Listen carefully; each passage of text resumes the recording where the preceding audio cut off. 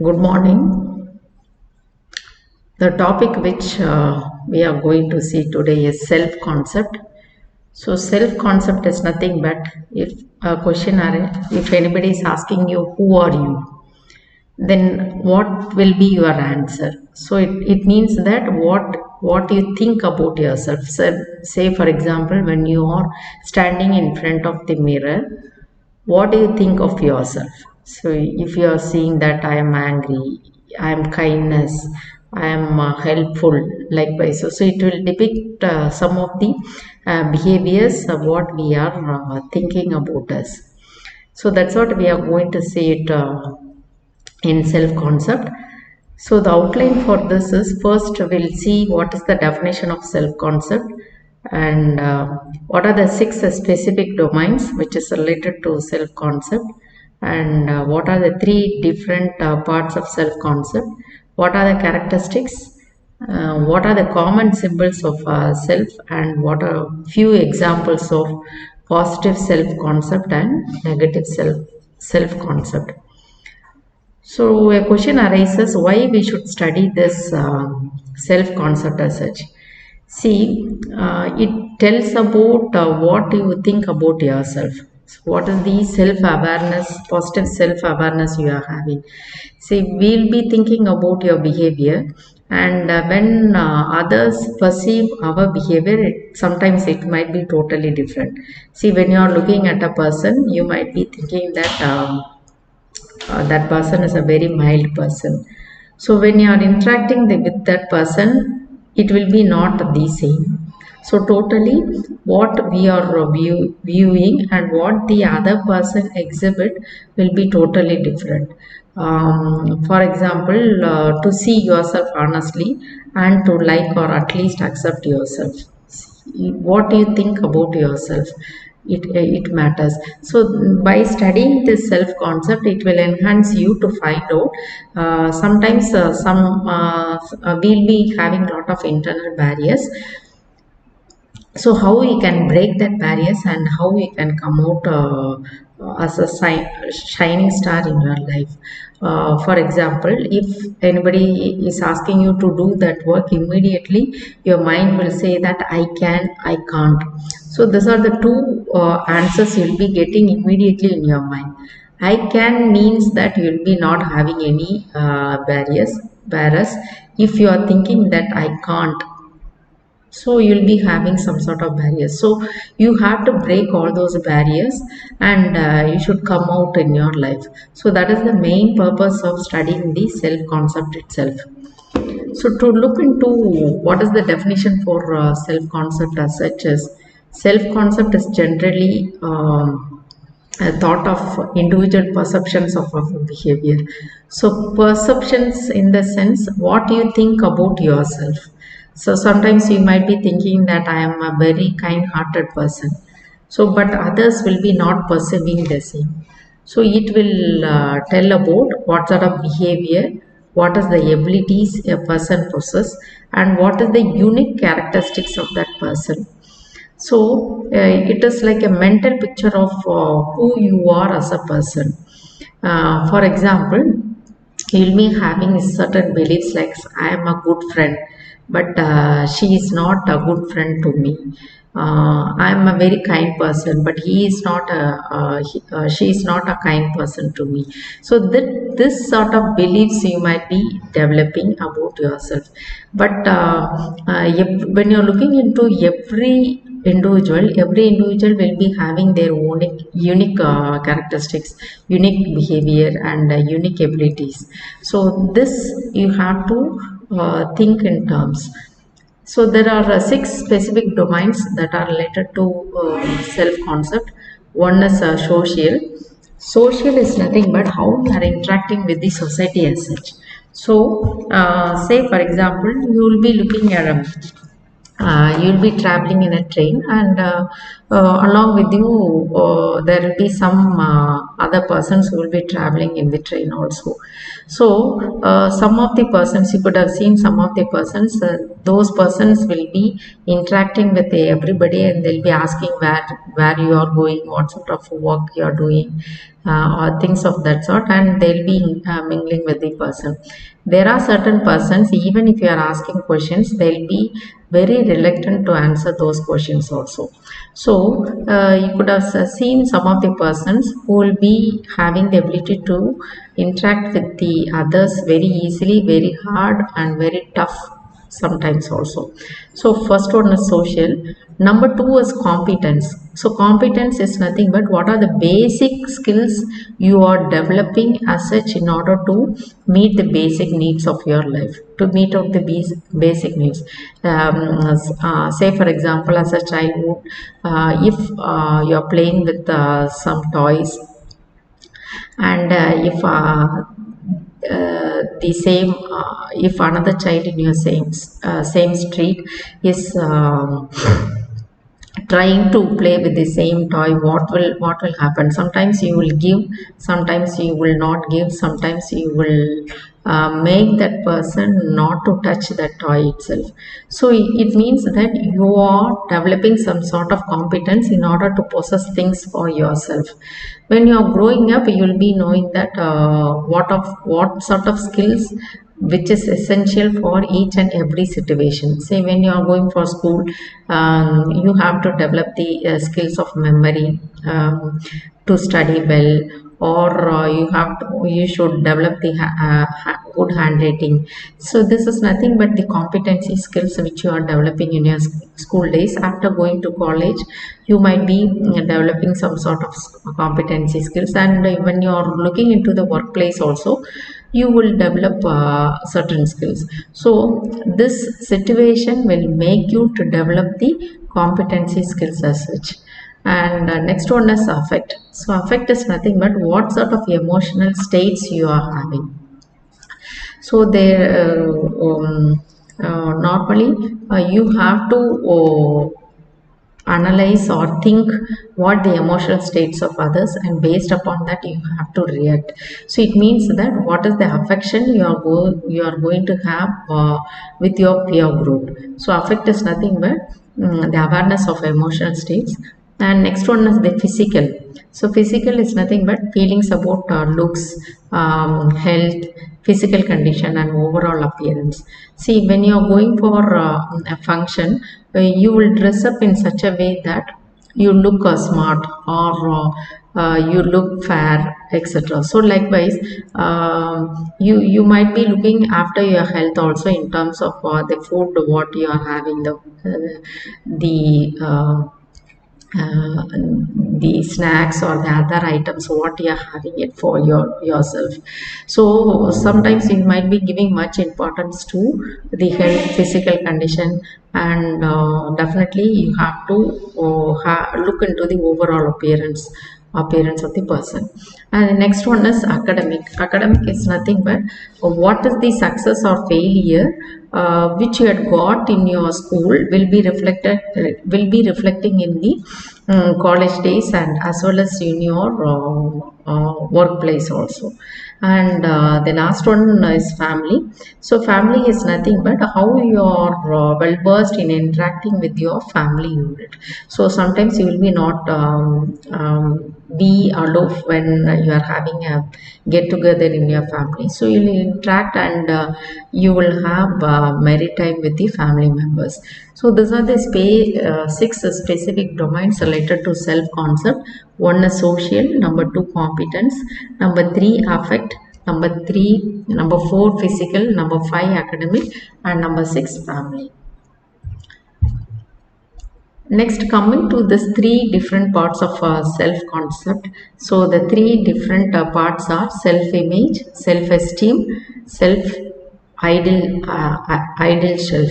So when you are looking into this picture, you can very well understand that self image is nothing but when you are looking into your mirror, what is the image you are getting? So immediately what do you think about yourself?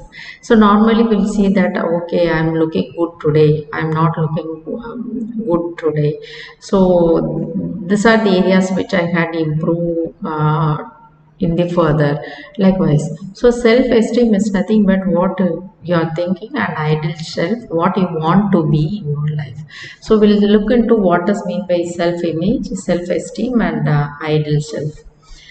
Looking into this self-image, how you see yourself is called as the self-image. So in terms of physical characteristics, in terms of personality traits, and in terms of social roles. So social roles in the sense, say for example, you will be acting you'll be a child or a daughter for your parents, and you will be sister for your brothers, and for your relatives you might be playing a different role. So after getting into a family, you'll be acting as a wife, and you'll be acting as a mother, and like that. So this will enhance the person to exhibit in terms of physical characteristics, personality traits, social roles. And when you're looking into this self-image, it does not necessarily coincide with the reality. Say, for example, you might be a child will be acting in a different way at the time. Sometimes you might be getting angry inside, but you'll be not able to show it outside.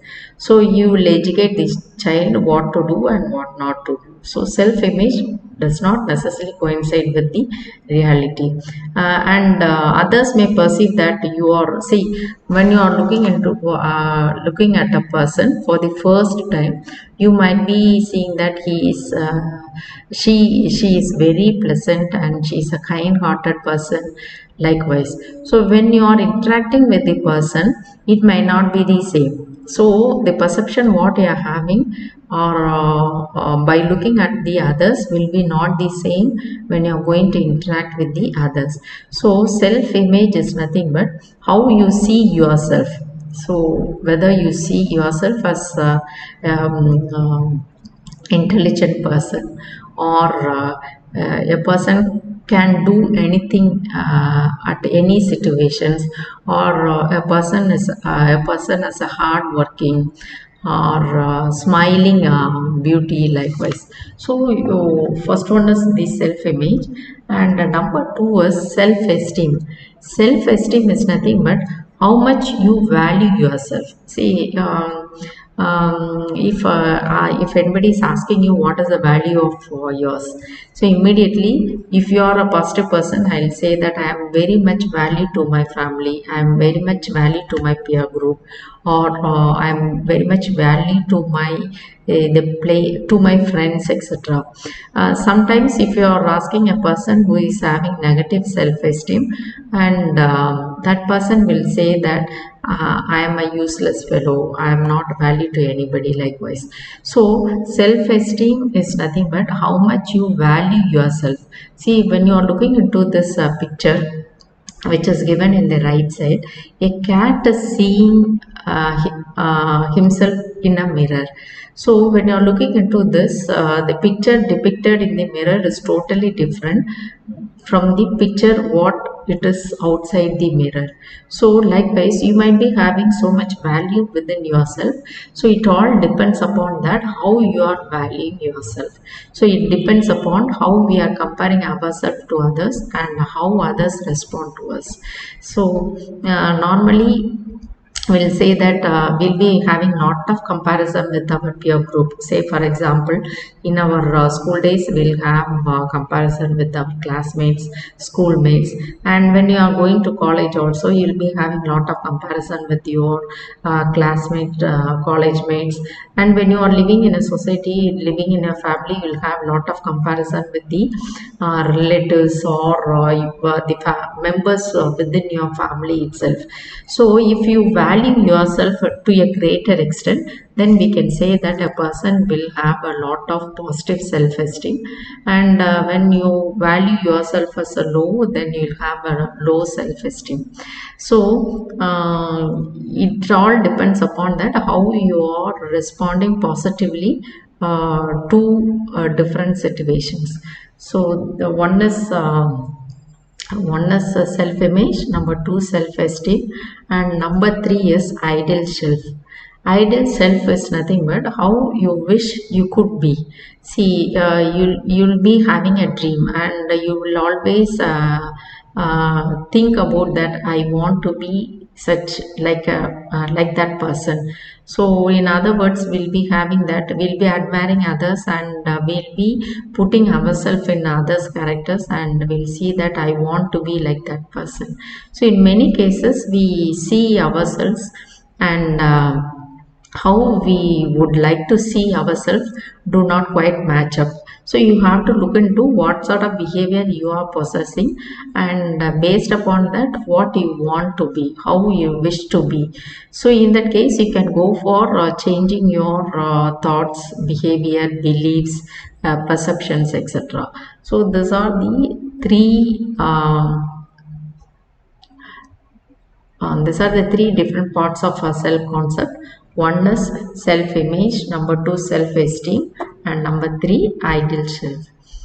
Next, we'll pass on to what are the basic characteristics of the self esteem, self concept.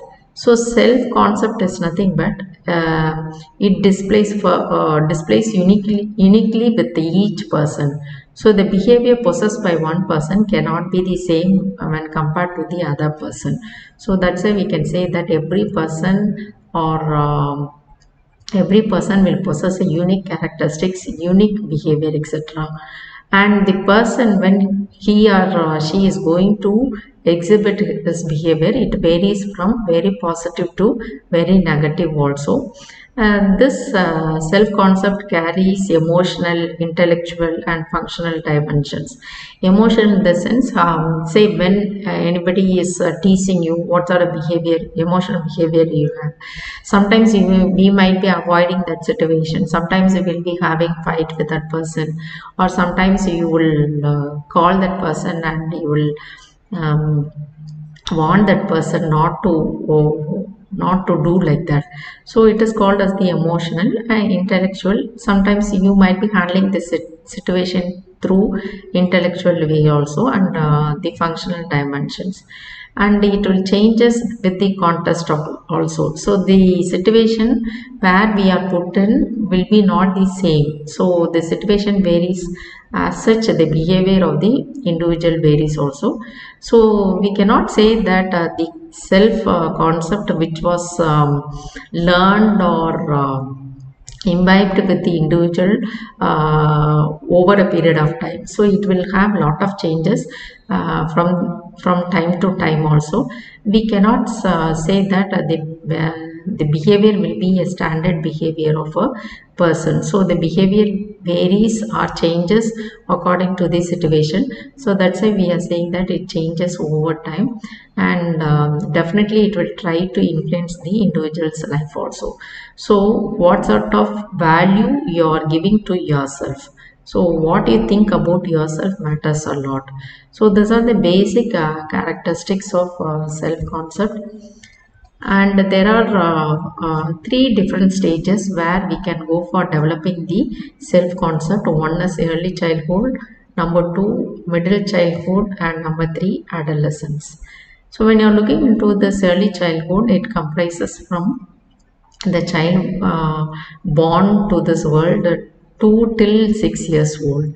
So when you are looking into the stage 1, 0 to 2 years old, you might be knowing that the child will be always learning in terms of language, how to speak, how to cry, how to get things from others, etc. So always this kind of babies will be having a sense of me. They will be not thinking about others. And the stage 2 is 3 to 4 years. So this 3 to 4 years child will develop a unique characteristics within themselves also.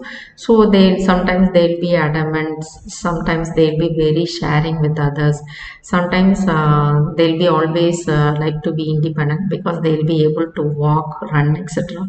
And they'll be always very curious to gather the knowledge. So what it is, how it is going, how it is moving, etc. And the stage 3 in early childhood is 5 to 6 years old. So we can say that this is a transition period for the child from me stage to us.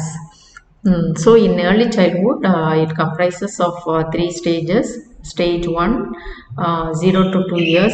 Stage 2, 3 to 4 years. Stage 3, 5 to 6 years. Coming to the middle childhood, it comprises from 7 to 11 years old. So when you are looking into this child will be more balanced, because the child will be knowing that when to get angry, when to cry, when not to cry, how to share things with their family members, with their peer groups, etc.